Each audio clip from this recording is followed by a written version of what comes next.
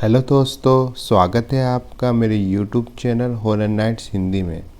दोस्तों, अगर आप नए हो मेरे चैनल पर तो प्लीज़ मेरे चैनल को सब्सक्राइब कर लीजिए, जिससे आगे आने वाली भूतिया और डरावनी कहानियाँ आप सुन पाएंगे। दोस्तों, ये एक ऐसी दर्दनाक कहानी है जिसे सुनकर आपकी रूह कांप जाएगी और आप बाहर से मिली कोई भी अनजान चीज़ को घर लाने के लिए 100 बार सोचेंगे।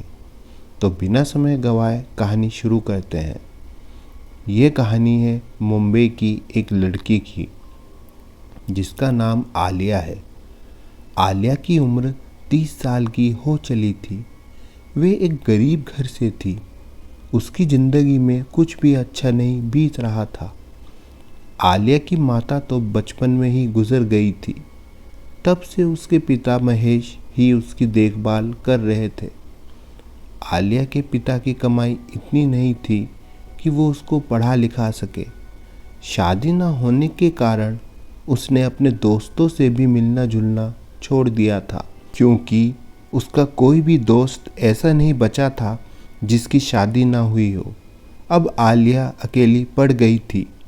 एक दिन आलिया उदासी समुद्र किनारे बीच पर टहल रही थी कि कुछ दूरी पर उसे एक लकड़ी का बॉक्स दिखाई देता है, जो किनारे पर पानी में तैर रहा था। वह बॉक्स चारों तरफ से लोहे की जंजीरों से बंधा था और दिखने में कुछ अजीब सा था।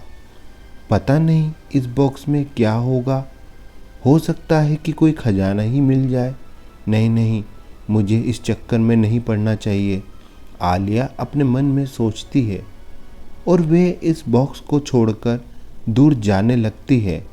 लेकिन ये क्या, वे तो इस बॉक्स को बार बार पीछे मुड़कर देखने लगी। ऐसा लग रहा था कि मानो आलिया उसे छोड़ना ही नहीं चाहती। और फिर पता नहीं उसके दिमाग में क्या बात आई कि वे तेजी से उस बॉक्स की ओर भागी और उसे जल्दी से उठाकर अपने घर की ओर तेजी से कदम बढ़ाने लगी। क्या चल रहा था उसके दिमाग में, ये कोई नहीं जानता था। हो सकता था कि उस बॉक्स से उसकी सारी परेशानियां दूर हो जाती। क्या पता उसमें आलिया को कोई कीमती चीज़ ही मिल जाती। घर पहुंचते ही वे सबसे पहले उस बॉक्स को कहीं छुपा देती है, क्योंकि अगर उसके पिता को उस बॉक्स को बारे में पता चल जाता तो वे उसे बहुत डांटते। दिन ढल चुका था। आलिया इतनी उतावली होए जा रही थी कि वे खाना भी ठीक से नहीं खा पा रही थी। क्या बात है आलिया, तुम खाना क्यों नहीं खा रही हो? तुम्हारी तबीयत तो ठीक है? आलिया के पिता उससे पूछते हैं। नहीं पिताजी, तबीयत तो ठीक है, बस भूख नहीं लग रही है, थोड़ा आराम कर लेती हूँ। ये कहते हुए आलिया वहाँ से चली जाती है। बस अब सिर्फ इंतज़ार था तो आलिया के पिता के सोने का, जो आलिया बेसब्री से कर रही थी। और जल्द ही महेश गहरी नींद में चला जाता है। आलिया बॉक्स की ओर जाने ही वाली थी कि तभी अचानक से उसे स्टोर रूम से अजीब सी आवाज़ें आने लगी, जैसे कोई हथौड़े से कुछ ठोक रहा हो। अरे, ये कैसी आवाज़ें हैं? कहीं घर में कोई चोर तो नहीं आ गया? आलिया ये सोचते हुए डर जाती है। अब सवाल ये था कि वो आवाज़ें कैसी थी।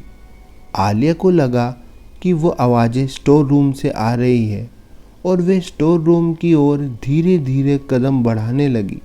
लेकिन वे आवाज़ें तो एकदम से बंद हो जाती हैं। जब आलिया वहाँ जाती है तो उसे कोई नहीं मिलता। जैसे ही उसकी नज़र उस बॉक्स पर पड़ी तो वो बॉक्स खुला हुआ था। ये देखना था कि आलिया बहुत घबरा गई और सोचने लगी कि ये तो बंद था, ये कैसे खुल सकता है। कि तभी उस बॉक्स में से 2 हाथ बाहर निकलने लगे और आलिया के सर को पकड़कर उस बॉक्स में खींचने लगे। आलिया बहुत तेज़ी से चिल्लाती है, पापा मुझे बचा लो, पापा मुझे बचा लो।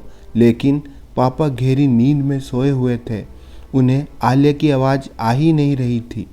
अगले दिन जब हम आलिया को अपने कमरे में लेटा हुआ देखते हैं तो एक हैरानी की बात होती है कि उस रात क्या हुआ था आलिया के साथ, ये किसी को नहीं पता। उसे देखकर खुशी तो होती है कि वह अभी भी जिंदा है। आज कुछ अजीब होने वाला था। आलिया के पापा ने देखा कि वो अभी भी सो रही है, जो कि एक हैरानी की बात थी क्योंकि वो तो हमेशा सुबह जल्दी उठ जाती थी, लेकिन आज 12 बजने को आए हैं।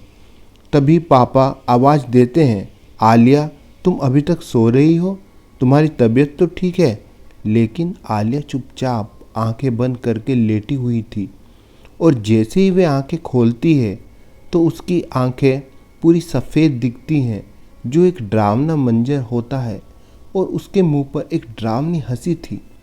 आलिया को देखकर ऐसा लग रहा था कि उसके अंदर कोई शैतानी शक्ति आ गई है और लगता है आगे कुछ बहुत बुरा होने वाला था। जैसे ही महेश करीब आया और उसे हाथ से उठाने लगा, तभी उसकी आंखें वापस नॉर्मल हो जाती हैं। ये देखकर साफ पता चल रहा था कि अब वो किसी बुरी शक्ति के वश में है। रात का वक्त था, घड़ी में 12 बजे थे। तभी महेश की आंख खुलती है। वो सोने की कोशिश तो करता है पर उसे नींद नहीं आती। तब वह सीधा लेट जाता है। उसने अपना सर छत की ओर किया हुआ था। बाहर बादल छाए हुए थे और बिजली चमक रही थी। जैसे ही बिजली की रोशनी कमरे में पड़ती है तो वो एकदम सहम जाता है क्योंकि छत पर तो आलिया उल्टी चिपकी हुई बैठी है और अपनी भयानक सफ़ेद आंखों से उसे ही घूरे जा रही है। ये मंजर देख महेश घबरा गया और जैसे ही लाइट खोलने के लिए वह बेड से उतरने लगा तो उसने आलिया को ठीक अपने सामने पाया। वो महेश को देखकर भयानक हंसी हंसने लगी। ये देखकर महेश की तो आवाज़ ही निकलना बंद हो गई थी।